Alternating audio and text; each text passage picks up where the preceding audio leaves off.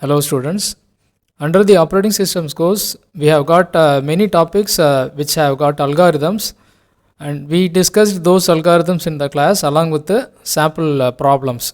In this video, I am going to summarize the algorithms once again so that it will be beneficial for those who have not properly understood the algorithms and the problems while we were discussing in the class, because this part of the syllabus is going to be most important for the exam. So the examination questions will be mostly asking you to deal with the algorithms and some sample problems. So make sure that you understand each algorithm clearly before going for your examination.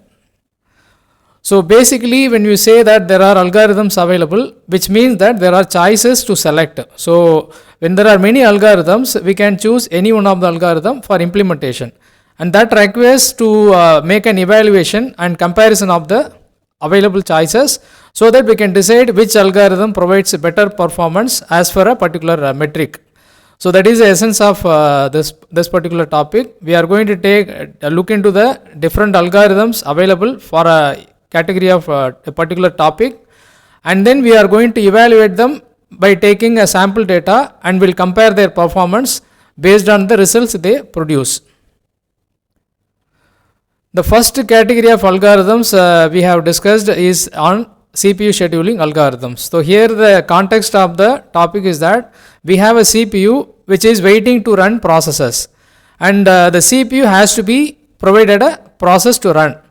When you have many processes waiting in the queue, selection of the process is an important goal. So how do you select the next process to give it to the CPU for execution is the primary objective of this group of algorithms. Each algorithm has got its own selection criteria. Accordingly, it will select the next process. We have got these algorithms to be discussed: FCFS, SJF, priority, round robin, multi-level queue scheduling and multi-level feedback scheduling. As we have already discussed that there are two categories of algorithms which are preemptive algorithms and non-preemptive algorithms. So we can classify some of these algorithms as preemptive and some of them as non-preemptive. The meaning of preemptive algorithm is that once a process goes into the CPU, it's not guaranteed to remain in the CPU till its completion. So at any point of time, the CPU may remove the process from the CPU. The OS may say remove the process from the CPU and will have to make the process has to wait for some more time. Whereas in the case of non-preemptive algorithms, once a process enters the CPU, we can assume that it gets completed. So there is no second turn needed for that process under the non-preemptive scheduling. So as for the given list of algorithms, we can say that FCFS is typically an example, a classic example for non-preemptive scheduling, which means that a process will run only once and it gets completed at the end of it. And SJF is also an example of non-preemptive scheduling. Priority can be made to be preemptive or non-preemptive, but typically it's non-preemptive unless explicitly it is mentioned that we have to treat it as a preemptive priority scheduling. We will typically treat it as non-preemptive only. The next algorithm is round robin. So round robin is an example of a preemptive scheduling algorithm, and multi-level queue scheduling is non-preemptive, and multi-level feedback scheduling is nothing but a modification of shortest job first, and it is preemptive. There is another variant of SJF which can be called either preemptive SJF or SRT, which is preemptive algorithm. So we will cover all these algorithms in the discussion along with some sample problem. So this is the kind of problem you should expect to be asked in the exam, that you are given a set of processes with their arrival times and burst times. Arrival time means the time at which the process becomes available in the system. Only after the arrival time a process can be scheduled.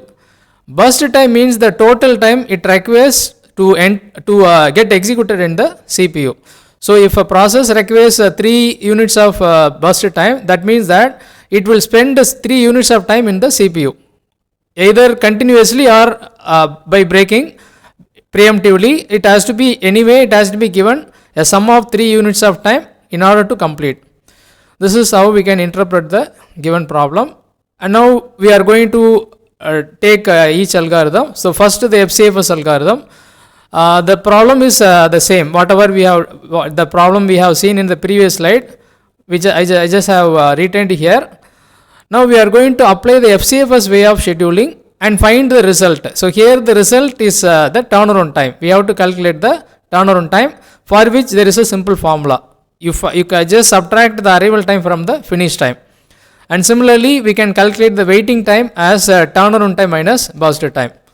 So as for FCFS, the selection of the process is made as for the arrival time.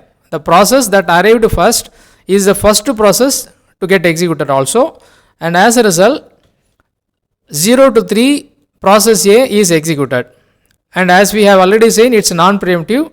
So a process will spend its entire time, burst time, on the CPU. Only after completion it's going to leave the CPU. So A gets completed at time 3, which we can note it down as the finish time of A, and subsequently we can also calculate the turnaround time using the formula. So 3 minus 0. So 3 is the finish time and arrival time is 0. So the turnaround time of A is 3. And we can also calculate the normalized turnaround time by dividing the turnaround time by burst time. And waiting time is 0 because the turnaround time is 3 and burst time is also 3, and so its waiting time is 0. And next the FCFS will go to the second process which arrived, which means process B, because its arrival time is 2. Comparing to the remaining process, it has the lowest arrival time. So it will select B as the next process, and as once again it will allow B to complete, and the finish time of B is 9, and its turnaround time can be calculated as 7. Similarly, we also can calculate the other values. And the next process is obviously the process C. It comes in the order. So between 9 to 13, process C gets executed on the CPU, and so its finish time is 13, turnaround time is 9, normalized turnaround time is 2.25, and finally the waiting time is 5. So D is the next process which requires a burst time of 5. So it will spend 5 units of time in the CPU and will be completed at 18, and turnaround time, normalized turnaround time, waiting time they are all calculated as based on the finish time.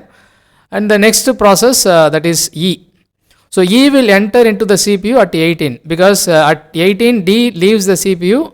So E will be entering at time 18, and its burst time is 2, which means it will complete at 20 unit of time, and we can calculate the values. So we have calculated the finish times, normal turnaround time, and the waiting time of all the processes, and we can also find the mean of the values just by using this simple formula. Just add the values and divide by 5, because we have 5 processes. So it results in 8.60, 2.56 and 4. So this is the result produced by FCFS. Now we can try the same problem for other algorithms which will produce different result. Then we will come to know which algorithm provided the better performance. And we can, with this the CPU schedule which has been drawn at the bottom is also called as a Gantt chart. So the Gantt chart is a simple reflection of the order of the processes getting executed and their time units. So the chart clearly says that 0 to 3 CPU was occupied by A, 3 to 9 B occupied the CPU, and similarly between 9 and 13 C, 13 to 18 D, and 18 to 22 E. This is called a Gantt chart, and it's generally expected in the examination. Even if it is not explicitly mentioned in the question, you are supposed to provide the Gantt chart for the schedule you have prepared. Next scheduling is shortest job first. So here the strategy of the algorithm to select the next process is that it will always pick the smallest process or the shortest process. What do you mean by shortest process is that the process which has the lowest service time or burst time, and that process gets selected by the algorithm. And we have to keep in mind that we can only consider the processes which have arrived at the given time. So we can't select a process which is yet to arrive. For example, when you run the algorithm at time 0, the only choice available is process A. So irrespective of whether it's a service time or burst time is lower than the other process, we have to select A only, because that is the only choice.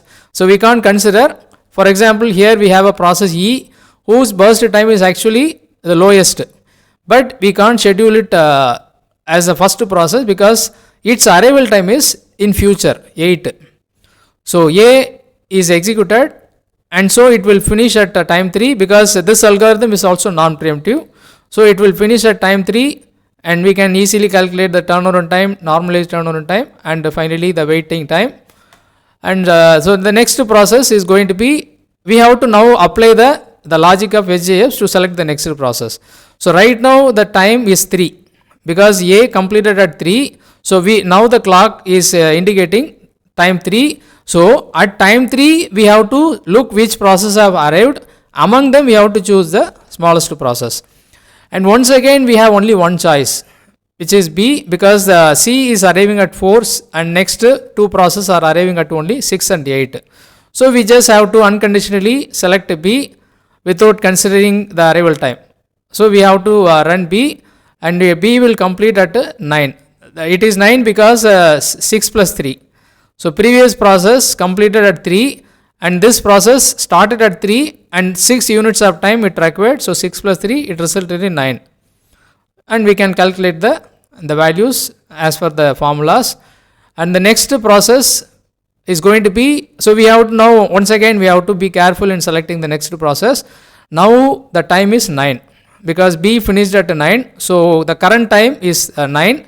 At 9 we have got all the process arrived, because the arrival time of all the process is within 9, less than 9.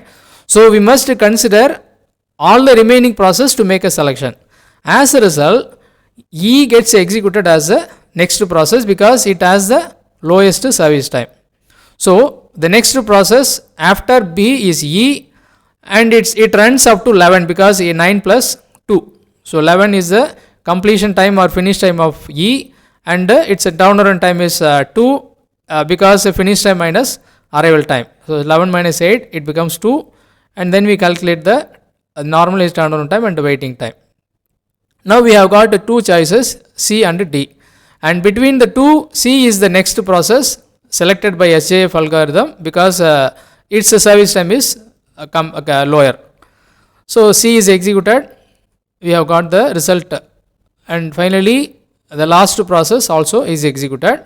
And if you calculate the mean value of the processes, you get 7.4, 1.744 and 3.4. And if you compare this result with the FCFS, this is less. That means that SJF has provided a better performance over FCFS. The next so this is what is confirmed by the result. In general, SJF will provide a better performance, but FJF has more overhead in implementation than FCFS. FCFS is simple to implement, we just have to maintain a queue. But SJF requires continuous selection of process by comparing their we have to keep looking their arrival times and service time, and we have to select. The next scheduling algorithm is preemptive scheduling. So now we are going to apply the non-preemptive version of the priority scheduling. So here the idea is that we are neither going to consider the arrival time or the burst time for the selection, unlike the previous two algorithms. Instead, we are going to consider only a unique value called priority value, which is assigned to each process.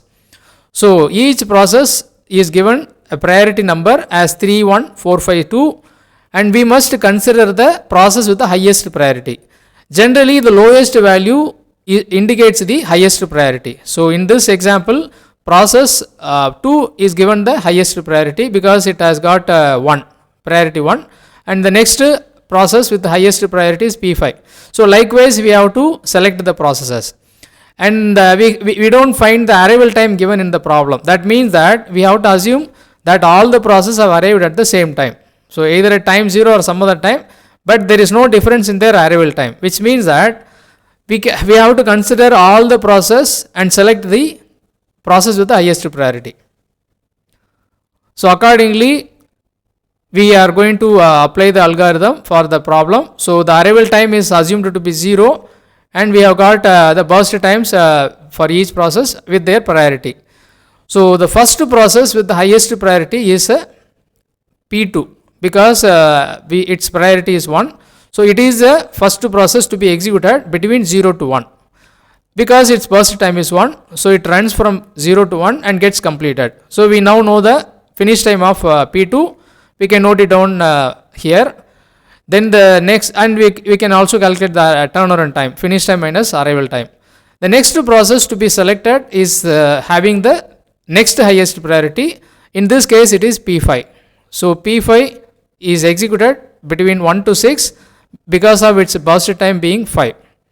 And after that, we are going to select P1 because it has the third highest priority. So after P1, P3 will be executed, and finally P4 is executed. So we have got the finish time of all the process, and using the finish time we can easily calculate the turnaround time. So the average waiting time of this algorithm is 8.2. See, priority scheduling is not meant for improving the performance in any way, but it is meant to give weightage to the priority. So when there are situations where you need to give priority to the highest priority processes for execution, we have to go for priority scheduling. And this is the Gantt chart for the algorithm. The next algorithm is actually a modified version of SJF. Already we have discussed that SJF is an algorithm where we always select the smallest process or the shortest process. But it also can be made to be preemptive, which means that under the non-preemptive version of the SJF, once a process is selected for execution, it will not be interrupted in the middle of execution. So we will let it to complete. Even if you find a better process or a shorter process arriving before its completion, we won't change the selection. So the process will remain in the CPU till its completion. But under the preemptive version of SJF, the first process that is selected and begins to run may be preempted if a better process arrives before its completion. Better process in the sense a shorter process than the one that is currently running. So it won't, the scheduler won't wait for the completion of the currently running process to give the chance to the shorter process. That is the difference between the two algorithms. The difference will be clearly visible in the sample problem. So we are going to select the first process for execution, and once again we have to select it based on the arrival time. So at time 0, we only have one choice, which is process 1. Even though it has a maximum burst time, we have to give the chance to that process only. So we are selecting that process, but after the 1 unit of time is completed by P1, the scheduler notices that there is a shorter process arrived, which is P2 having a burst time of 4. And see, we have to compare the remaining service time of P1 with the P2, not the original service time. Because it has already finished 1 unit of time, we have to consider 7 as the service time of the process. And then we have to compare it with the P2. And as a result, P2 is having the maximum priority. So we are going to select P2 as the next process, preempting P1. So P2 gets completed, and we have the finish time of P2. And the next process is going to be P4, because its arrival time is 3. That means it has already arrived.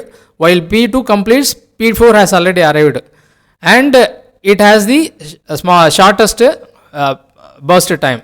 So P4 is executed.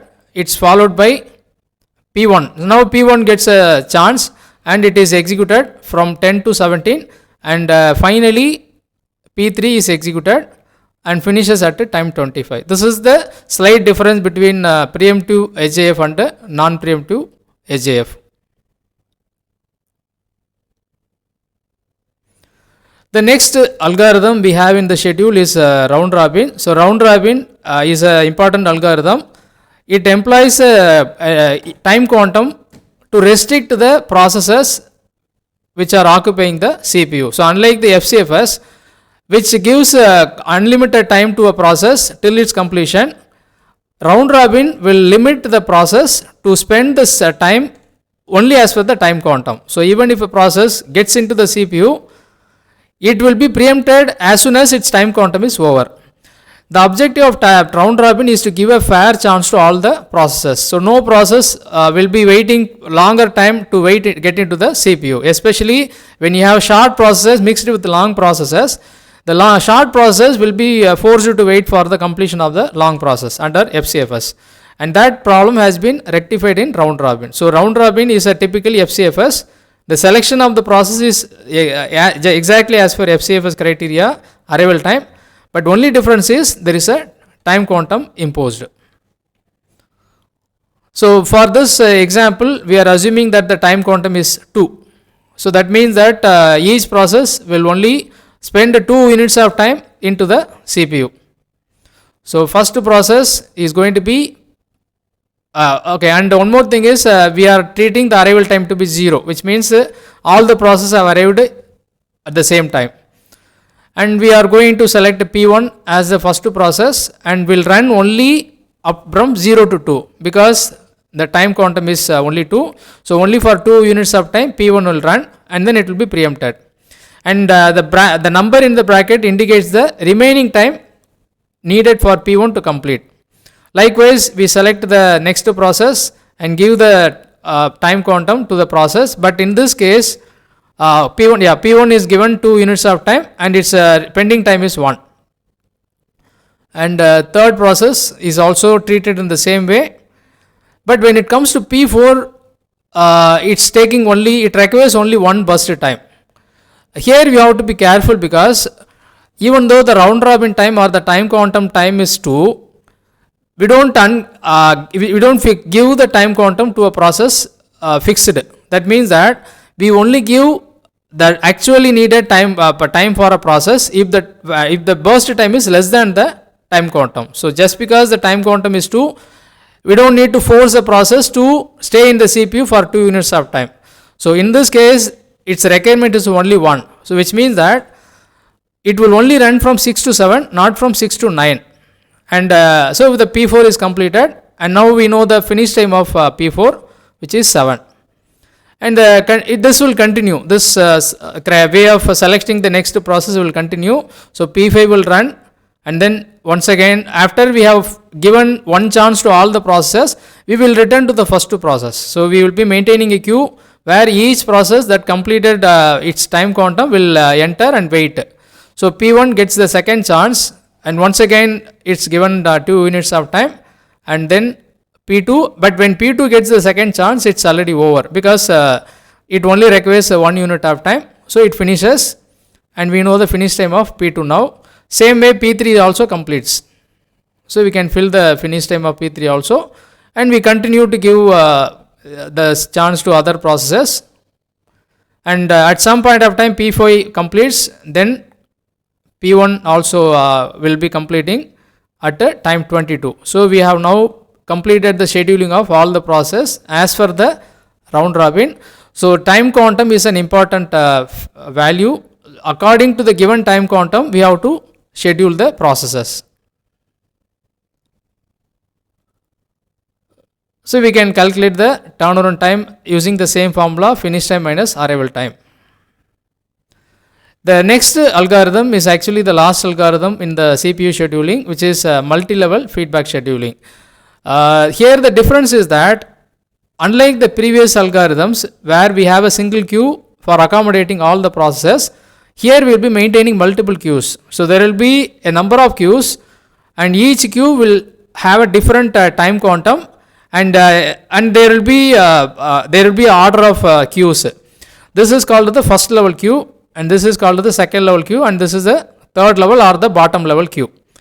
What happens when it comes to the scheduling as per feedback scheduling is that a new process that arrives into the system will go and join in the first level queue, and it will start to wait for its turn.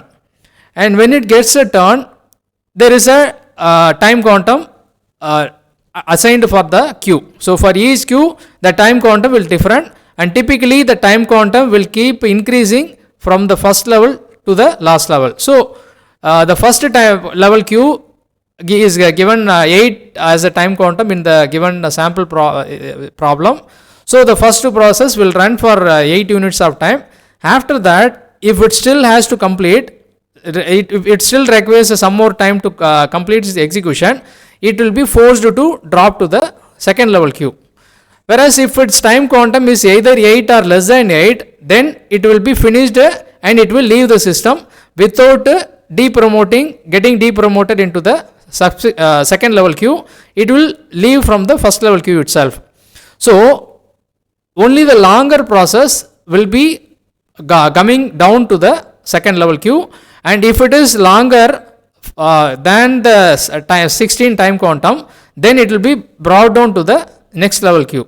So the idea is that we try to give priority to the shorter process, which will be completed by taking the first level queue, by spending time in the first level queue and getting the time quantum. They will be leaving the system, and we are penalizing the long processes by keep dropping them from the higher level to the lower level queues, and they will be made to wait in the bottom queues.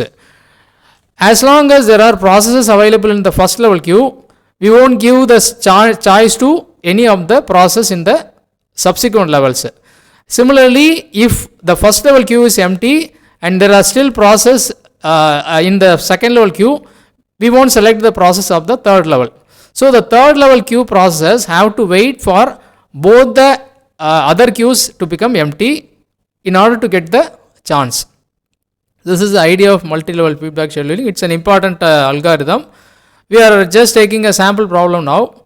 We are assuming that there are 4 processes having different burst times, and the time quantum is, as we had seen in the previous slide, 8 is the time quantum of first queue, 16 is the second time quantum of second queue, and the third queue becomes FCFS. That means it's non-preemptive.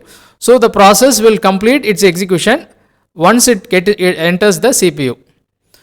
And as for the order, the first process to be selected is P1, and we give 8 unit of time to P1, but because P1's requirement is more than 8, it will only complete 8 units of time, and then it will have 12 units of time pending, and then it will be brought down to the second level queue and will begin to wait. Then the next process is P2. P2 is also having the same problem, that it's not sufficient to complete with the 8 units of time. So it will also be spending only 8 units of time in the CPU, and then it enters into the second level queue. But the process 3 is a shorter process because its requirement is less than the time quantum. So it will complete from 16 to 20. So at 20, P3 completes its execution, and it will not be needed to come to the second level queue. It will just leave the system, and P4 is going to be coming down to the second level queue. Now that there are no processes pending in the first level queue, now the scheduler will focus on the second level queue, and P1 will get the second chance, and the second chance is sufficient for P1 to complete. So it will run from 28 to 40 and it will permanently leave the system, but not for P2. So P2 will only spend 16 units of time, and then it will return to the third level queue and will start to wait. Similarly, P4. Now there are no processes in first level and second level, and now the chance is available for the third level queue. So P2 will now run once from 70 to 80, and then it will finish, and similarly P4 will run from 80 to 96, and then it will also complete. So this is the way the processes will be completed under the multi-level feedback scheduling. So we have noticed the completion time of all the process, using which we can calculate their finished, we can calculate their turnaround time and waiting time. Just another problem. a typical problem that you can expect in the exam. They have mentioned that there are 5 processes with their arrival times and service times. We have to assume that there are 3 queues under the multi-level queue scheduling. So remember, the number of queues is not fixed under the algorithm.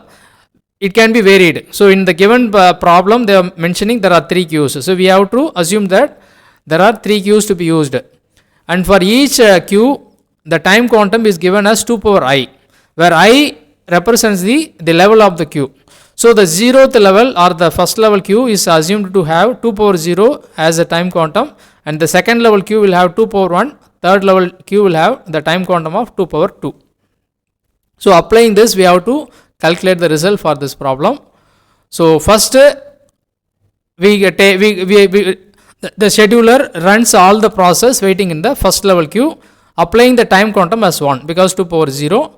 So the processes get executed partially and they also have some pending service time. After that, they will go into the second level queue and they have to wait for the second chance. And now the time quantum is increased by into 2. So the process gets the second chance, and some process are able to complete with the second level queue, and the remaining process are forced to proceed into the third level queue, and there they get a time quantum of 4 and they complete, and still some more process are pending and they will be completing taking additional service times. And this is what happens in the case of multi-level queue scheduling. As we have already seen in the class that CPU scheduling is a most important topic from the exam point of view. It has been repeatedly asked in the exams. So mostly they will be giving you a problem with the set of processes, their burst times and arrival times, and you will have to compute the turnaround time or waiting time or both under the various algorithms. The next category where we have an algorithm is called the Banker's algorithm. So Banker's algorithm comes under the topic of deadlocks. So we have discussed what are deadlocks and what are the ways to handle deadlocks. And one strategy of managing or handling deadlock is deadlock avoidance. So for that we make use of the Banker's algorithm. And this is typically a problem you can expect in the exam. So find whether the given system is in a safe state or unsafe state. So we are given some information which includes the claim matrix, allocation matrix and resource vector. What do you mean by claim matrix is that each process has different requirement for resources, and the processes submit their requirements in the beginning of their processing. So before they commence their execution, they all submit that I will be needing these resources for my execution. For example, P1 says that I will need 3 units of R1, 2 units of R2 and 2 units of R3 in order to complete. So only after we are able to, the OS is able to allocate these resources, P1 can complete. Till then it will not be able to complete. Similarly, there are different requirements for P2, P3 and P4. This is called the claim matrix. So claim matrix is the maximum requirement of resources for all the processes. Now the allocation matrix is nothing but out of the claim, some demands are already fulfilled by the OS. We are assuming that the system has already started running and some allocations are made. So for example, P1 has been allocated 1 unit of R1 out of its actual demand of 3. Similarly, it has not yet received any resource of R2 and R3. That means that it is pending to meet the requirements of R2 and R3. And the next value we are given is a resource vector. So resource vector is a summary of the available resources in the computer. So we have totally 9 units of R1, 3 units of R2 and 6 units of R3, but there is a available vector which needs to be calculated, because out of the total resources, some of the resources are already allocated. So we have to find out how many resources are still available in hand. Only with them we can schedule the processes. So the steps required for the finding of the safe state or unsafe state under the banker's algorithm are, first we have to compute a need matrix, which is easier task. We just have to subtract the allocation from the claim. What results in is the need matrix. Next we have to calculate the available vector. Available vector can be calculated by adding the columns of the allocation matrix and subtracting it from the respective column of the resource vector. So for example, if you add R1, allocation of R1, it's 7 plus 2 9, and the resource vector is 9. That means that we have no resource of R left in the system. So all the resources of R1 are already allocated. So likewise we have to compute the resources available by subtracting allocation from the resource. That is the second step. So we have computed both of them now. So the need matrix is available and the available vector is now also available. Now we have got all the data needed for the banker's algorithm, and so we can apply the algorithm. The requirement of the banker's algorithm is such that we have to find a sequence by which we can complete all the processes. So we don't need to complete all the process with the available resource as of now. As of now we have only 0, 1, 1. It's not necessary that we should be able to complete all the processes with the help of this. We just have to find one process which can be completed with the available vector, because if you complete one process, we can assume that it will hand over all the resources it was allocated and the available will increase. With the increased available resources, we can find the next process. So likewise, we should find a sequence by which we can allocate, return the resources from each process, and finally all the process will become 0. So we have to see that all the processes, the allocation of all the process and the need of all the process becomes 0, and the available becomes equal to resource vector. If that is reached, then we can claim that it's safe state. That means the system is in safe state. It is possible to complete all the processes in the given condition. Otherwise, it's unsafe. Let us try finding the state, whether it's safe or unsafe for the given problem. So first we have to find one process which we can complete.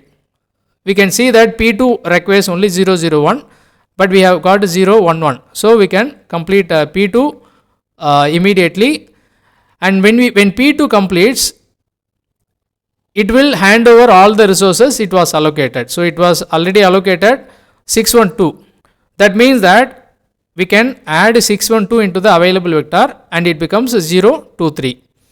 And now we can find one more process which can be completed, and in this case P1. So P1 can be completed. So we assume that P1 is completed by making everything as 0 for P1, and we also increase the available vector, and in the next we can complete P3. So P3 will also return all the resources, and once we have finished all the 3 processes, the last 2 process can be anyway completed. So we can now declare that it's possible to complete all the processes in the given condition, and so the system is in a safe state. The second variant of the problem is that you may be given a request of a process and has to decide whether that request can be accepted or not. The request can be accepted if it is not going to spoil the safe state of the system. It will be rejected if it is likely to cause unsafe state, or it is likely to turn the system into unsafe state if the request is fulfilled. So we have to evaluate just following the same logic. The first step is that we assume that the request is accepted. That means we make the allocation for P2 as per its demand. So we give the resource demanded by P2 by adding it into the allocation and by subtracting it from the need. And available is also reduced appropriately. But what has happened is that because P2 was only waiting for that resource, it is in a state to complete. So we can assume that the first process that can be completed is P2 itself, but not in all the problems we will have a situation like this. But in this particular problem, P2 can be completed as soon as its request is fulfilled. So P2 completes. That means we can take back the resources of P2 and add them into available.